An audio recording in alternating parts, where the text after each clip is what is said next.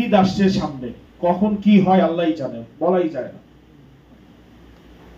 বিগত দীর্ঘদিন থেকে এই জারজ রাষ্ট্রটা ইসরায়েল ফিলিস্তিনিদের উপরে জুলুম করে আসতেছে। কোন ধরনের ভিত্তি ছাড়া, কোন ধরনের ভিত্তি নেই, কোন ধরনের কোন ভিত্তিহীন ভাবে এই রাষ্ট্রটা জুলুম করে আসতেছে।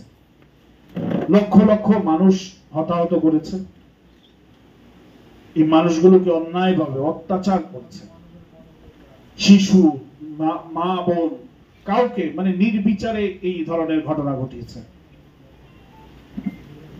আল্লাহ এদেরকে ধ্বংস করুন। আমাদেরকে কিছু শিক্ষা দেওয়া দরকার। আমাদের পাশের রাষ্ট্র একটি ভারত, এটা আছে।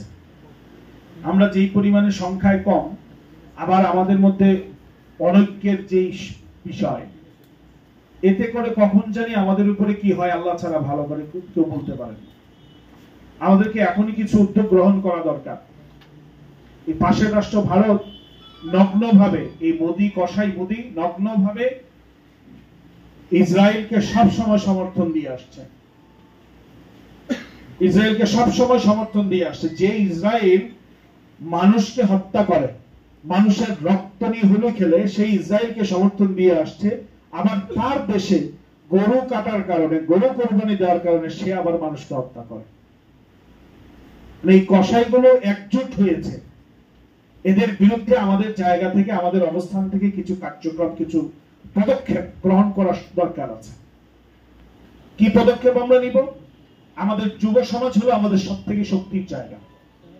এই যুব সমাজ আদর্শিকভাবে শক্তিশালী অবস্থান নিতে হবে। এই যুব সমাজ আধ্যাত্মিকভাবে শক্তিশালী অবস্থান নিতে হবে। এই যুব সমাজ বেশি শক্তি দ্বারাও শক্তিশালী একটি অবস্থানে যেতে হবে।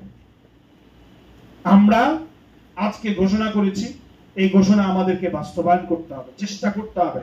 সেটা হলো এই সিলেট শাহজালাল শাহপরানের পুণ্যভূমি, কোথাও ইসরায়েলি কোনো পণ্যকে জায়গা দেওয়া যাবে না। এই পণ্যগুলোকে আমাদের উঠিয়ে দিতে হবে। আজকে যদি আমরা এটাকে বাস্তবায়ন করতে পারি, আজকে যদি আমরা এটা করতে পারি, তাহলে তাদের জন্য এটা সব থেকে বড় ধরনের একটি চাপে ডাকাত হবে ইনশাআল্লাহ।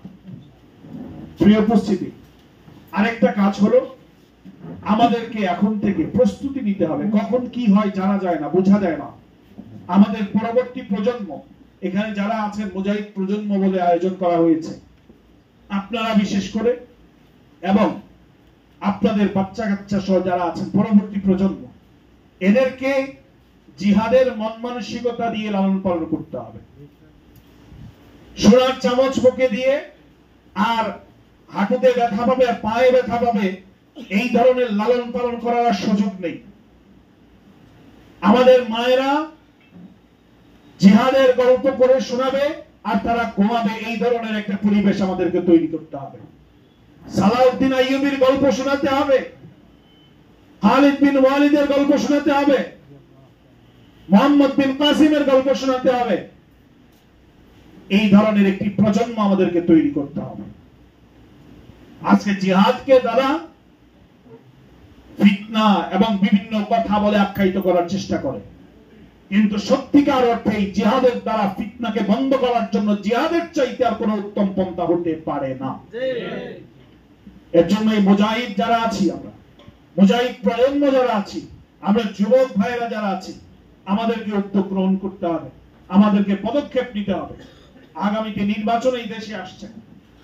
54 বছর গোলামির রাজনীতি করেছে, এদেরকে আগামী নির্বাচনে তার সঠিক জবাব দিতে হবে। কারণ এখন আমরা দেখছি নগ্নভাবে গোলামি করার একটা প্রতিযোগিতা শুরু হয়ে গেছে। যেই রাষ্ট্রপ্রধান ইসরায়েলের মতো একটি জারজ, জালিম, খুনি, কসাই রাষ্ট্রকে সমর্থন দিতে পারে, সহযোগিতা করতে পারে, সেই রাষ্ট্রের গোলামি করার একটা প্রতিযোগিতা শুরু হয়ে গেছে বাংলাদেশের রাজনীতিতে। এরা দ্রুত নির্বাচন দিয়ে ক্ষমতায় চলে আসতে চাচ্ছে। এই দ্রুত নির্বাচন দিয়ে এরা ক্ষমতায় চলে আসতে চাচ্ছে। ভারতের সাথে চুক্তি হয়ে গেছে। তাহলে আওয়ামী লীগ ভারতের সাথে চুক্তি করে গোলামি করে যদি ভুল করে থাকে, নতুন ভাবে যারা ভারতের সাথে চুক্তি করে গোলামি করে ক্ষমতায় আসবে তারা কি ভুল করেনি?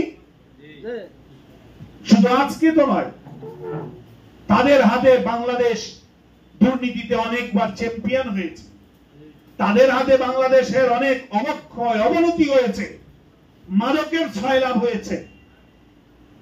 এই দেশ 5ই আগস্ট জনগণ যে আশা এবং ভরসা নিয়ে গণ অভ্যুত্থান ঘটিয়ে এই দেশের একটি নতুন সূচনা করেছিল।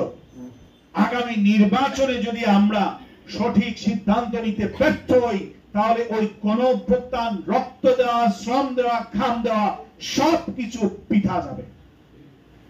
প্রিয় উপস্থিতি, পীর সাহেব চরমনাই অক্লান্ত পরিশ্রম এবং বাংলাদেশের বুদ্ধিজীবী ওলামা ইকরাম, সচেতন ওলামা ইকরামের অনেক চেষ্টা মেহনতের ফলে আমরা আশা দেখছি, আশাবাদী আগামী নির্বাচনে ইসলামপন্থীদের একটা নির্বাচনী বাক্স থাকবে ইনশাআল্লাহ। সেই বাক্সকে ভর্তি করতে হবে।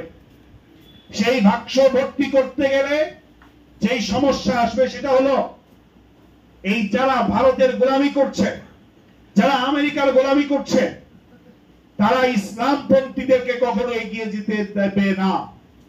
ইসলামপন্থীদেরকে রুখে দেওয়ার জন্য তারা তাদের অর্থের ব্যবহার করবে, কালো টাকার ব্যবহার করবে, পেশি শক্তির ব্যবহার করবে, তারা বিভিন্ন জায়গায় হামলা মামলা করতে পারে। আমাদের দাবি হলো, আজকের এই যুব নেতারা যারা আছেন, আপনারা এক একজন এক একটা ব্র্যান্ডে পরিণত হতে হবে, এক একজন এক একটা প্রতিষ্ঠানে পরিণত হতে হবে, এক একজন এক একটা কাফেলায় পরিণত হতে হবে। এবং সেই দিন যখন জালেমরা মুসলিমদের বিরুদ্ধে অবস্থান নেবে, যারা জালেমদের পক্ষে অবস্থান নেয়, তারা যখন ইসলামপন্থীদেরকে রুখে দেওয়ার জন্য তৈরি হবে, রাস্তায় নামবে, তাদেরকে রাস্তা থেকে উৎখাত করতে হবে।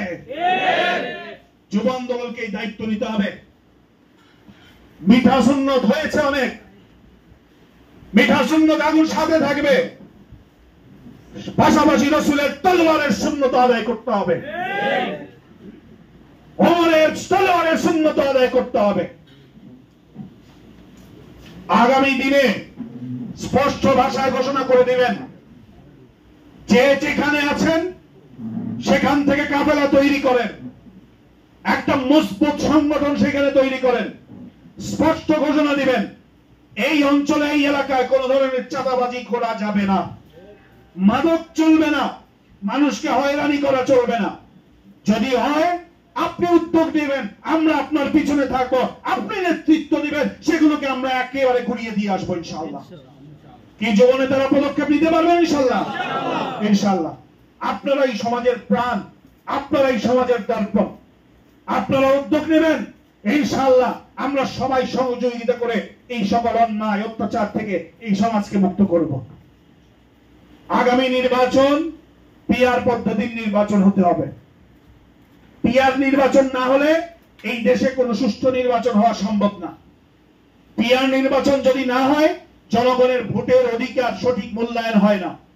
তার জন্য পীর সাহেব চরমনাই সহ ইসলামপন্থী নেতারা, দেশপ্রেমিক নেতারা যে আদেশ করেছেন, যে দাবি তুলেছেন, সেই পিআর পদ্ধতিতে নির্বাচনের মাধ্যমে ইসলামপন্থীদেরকে আগামী রাষ্ট্রীয় ক্ষমতায় নিতে হবে, অর্থাৎ ইসলামকে বাংলাদেশের রাষ্ট্রীয় ক্ষমতায় নিতে হবে।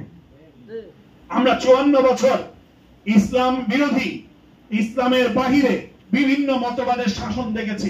প্রত্যেকটা শাসন একই জায়গায়, একটা জায়গায় একমত ছিল, তারা একটা জায়গায় একেবারে কমন ছিল, সেটা হলে মানুষকে ঠকানো, মানুষকে কষ্ট দেওয়া, মানুষের অর্থ আত্মসাৎ করা এবং দায়িত্বে গাফলতি করা, দেশকে বিক্রি করে দেওয়া, নিজের অঞ্চলকে বিক্রি করে দেওয়া, নিজের সততাকে বিক্রি করে দেওয়া, এই জায়গায় তারা একমত ছিল। আগামীতে আর এদেরকে সুযোগ দেওয়ার সুযোগ নেই। আমাদেরকে পদক্ষেপ গ্রহণ করতে হবে, এবং শুধু এই নির্বাচনের জন্য নয়। আপনি যদি একটা জায়গায় না যেতে পারেন, আজকে যদি বাংলাদেশের রাষ্ট্রীয় ক্ষমতা ইসলামপন্থীদের হাতে থাকতো, তাহলে আমরা সেই সরকারের কাছে দাবি করতাম, আমাদেরকে সুযোগ করে দেন, আমরা ইসরায়েলের বিরুদ্ধে জিহাদ করার জন্য নিজের জীবন বাজি রেখে ওখানে যাওয়ার জন্য প্রস্তুত রয়েছে, আমাদেরকে সুযোগ করে দেন। কিন্তু আজকে সেই সুযোগ আমাদের নেই। আগামীর বাংলাদেশ ইসলামপন্থীদের বাংলাদেশ গঠন করতে হবে। তাই আশা